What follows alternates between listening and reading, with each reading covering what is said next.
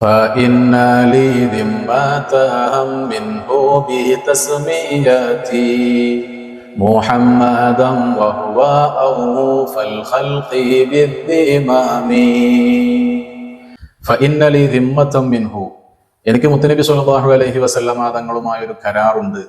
B തസ്മിയത്തി Mohammedan, എനിക്ക് മുഹമ്മദ് എന്ന് പേര് വെച്ചതുകൊണ്ട് തന്നെ.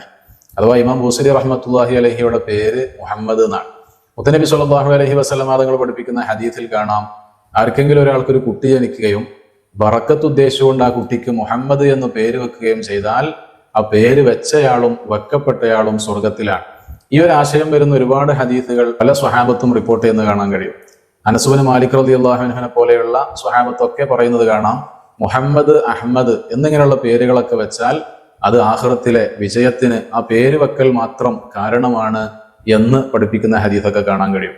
അവിടെ മുത്തനബി സ്വല്ലല്ലാഹു അലൈഹി വസല്ലമ തങ്ങളുടെ ബറക്കത്ത് ഉദ്ദേശിച്ചുകൊണ്ടാവുക എന്നത് നിബന്ധനയാണ്. കാരണം അവിടുത്തോടുള്ള മഹബത്ത് കൊണ്ടാണല്ലോ ഇങ്ങനെ പേര് വെക്കുന്നത്. അതുകൊണ്ട് അവിടുത്തോടുള്ള മഹബത്ത് എന്ന് പറഞ്ഞാൽ അത് നമ്മെ സ്വർഗത്തിലേക്ക് എത്തിക്കുന്ന കാര്യവുമാണ്.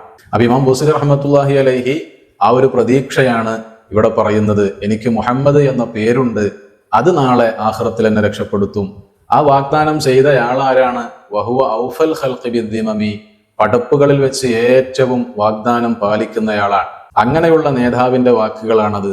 അതുകൊണ്ട് തന്നെ ആ ഒരു കാര്യത്തിൽ എനിക്ക് വലിയ പ്രതീക്ഷയുണ്ട് എന്ന് മഹാനവറുകൾ പറയാം.